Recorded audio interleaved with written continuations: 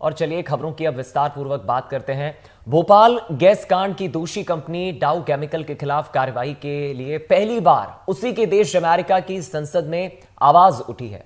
दरअसल रशीदा तलीब के नेतृत्व में वहां के 12 सांसदों ने यूएस न्याय विभाग को पत्र लिखकर मांग की है कि डाउ केमिकल के खिलाफ नोटिस जारी किया जाए। आपको बता दें कि पत्र में लिखा गया है कि आपराधिक कंपनी को संरक्षण नहीं देना चाहिए। बेगुनाहों की मौत और हजारों प्रभावितों को न्याय मिले, इसीलिए जरूरी है कि कंपनी पर मुकदमा चलाया जाए।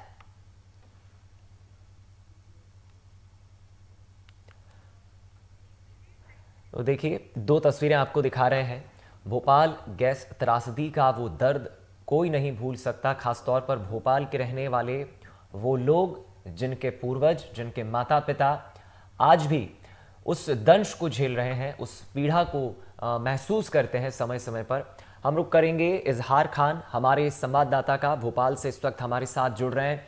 इजहार, इसमें कोई दौमत नहीं है कि भोपाल में रहने वाले वो अनेकों सैकड़ों परिवार आज भी उस दंश को झेल रहे हैं, उस पीड़ा को महसूस करते हैं जो भोपाल गैस त्रासदी में अपनों को खो चुके हैं। मुआवजा मिलता है, बातें होती है, साल में एक बार याद कर लिया जाता है, लेकिन उन जिम्मेदारों के खिलाफ कार्रवाई कब होगी? अमेरिका की कंपनी का एक बड़ा इसमें हाथ था। यह अच्छी बात है कि अमेरिका में, उसी के देश में अब उसी के खिलाफ, कंपनी के खिलाफ आवाज तो बुलंद की किसी ने।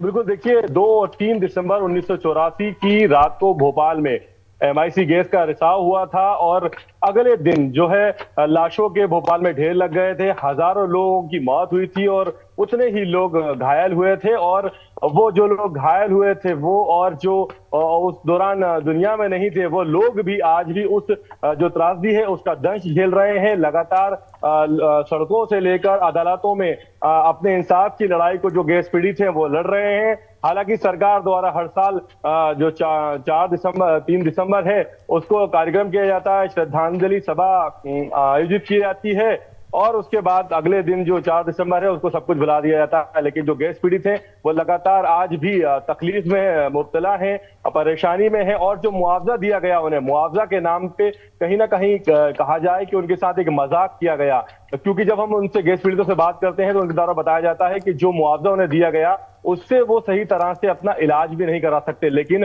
अब उन गैस पीड़ितों के लिए कहीं ना कहीं एक खुशी भरी अच्छी खबर है कि जो कंपनी, जो यूनियन कार्बाइड कारखाना था, जो कंपनी अमेरिकन कंपनी थी, अब उसी कंपनी को उसी की देश में उसी के सांसदों द्वारा उस पर सवालिया निशान खड़े किए जा रहे हैं, उस पर कार्रवाई करने की मांग की जा रही है। तो ये कहीं ना कहीं उन गैस पीड़ितों के लिए जो न्याय की लड़ाई लड़ रहे हैं संगठन, उनमें खुशी की लहर है। उन्होंने जो ये संसद है इन सभी का शुक्रिया अदा किया है और उन्हें उम्मीद है कि अब जो उनकी इंसाफ की लड़ाई है वो जल्द ही अंजाम तक पहुंच जाएगी। जी इजहार, बिल्कुल सही कहा आपने, क्योंकि देखिए बहुत लोग अभी भी पीड़ित हैं और उनके शब्दों से उनकी पीड़ा बयां होती है। क्योंकि अभी हमने कुछ दिन पहले ही एनडीटीवी मध्य प्रदेश छत्तीसगढ़ पर एक स्टोरी चलाई थी हमारी सहयोगी अमृतांशी की। वो स्टोरी थी एक कॉलोनी है अभी भी जहां पर तब का असर अब तक है कि वहां पर का जो पानी है वो बहुत ज्यादा, उसमें कुछ केमिकल्स की ज्यादा बढ़ोतरी होती है और वो कभी भी ठीक नहीं हुआ है। ये कहना था कि उस इलाके के लोग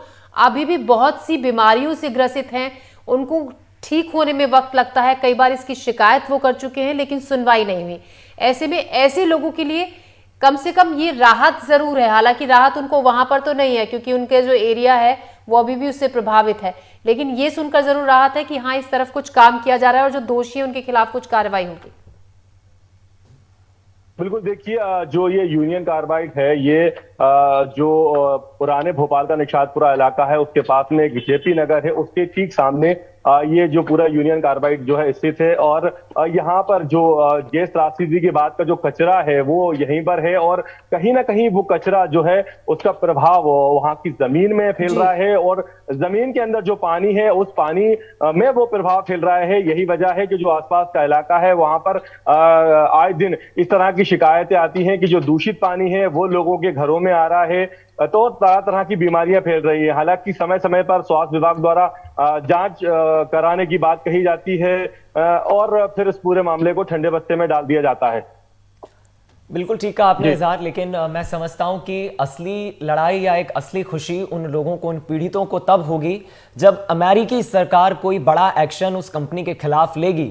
यहाँ की परेशानी, यहाँ की समस्याएं, वो जो दंश परिवार आज भी झेल रहे हैं, ये बहुत हो गया। हम जब जाते हैं उनसे, मैंने स्वयं उन पीड़ितों से बात की है, वो रोते हैं, वो कहते हैं कि हम किसे अपनी पीड़ा, हमने किसे हम अपनी समस्या सुनाएं।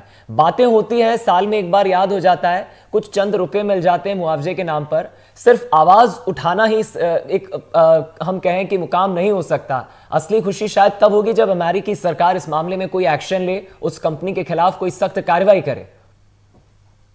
अब बिल्कुल देखिए, हम सालों से जो ये खबर है इसको लगातार कवर कर रहे हैं, और हम जब प्रभावितों से मिलने जाते हैं तो हम देखते हैं कि कई ऐसे बच्चे हैं जो जिनमें वंशागत विकृति है इस गैस के कारण।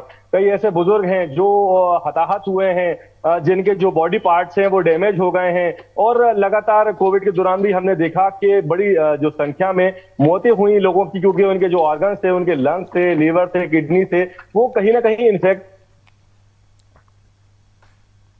जी, आपकी आवाज नहीं आ रही है इजहार, तकनीकी कारणों के चलते मैं समझता हूं, लेकिन बिल्कुल ठीक कहा आपने। पत्रकार लगातार जो हैं वो आवाज तो उठाते ही हैं भोपाल में, लेकिन सरकार से यही उम्मीद रखते हैं वो पीड़ित की सरकार मुआवजे की राशि बढ़ाए, और जो कंपनी जिसके कारण एक इतनी बड़ी त्रासदी भोपाल में आई उस वक्त, उसको लेकर एक सख्त कार्रवाई हो। बहुत शुक्रिया आपका इजहार, हमारे साथ इस खबर पर जुड़ने के लिए, बातचीत करने के लिए।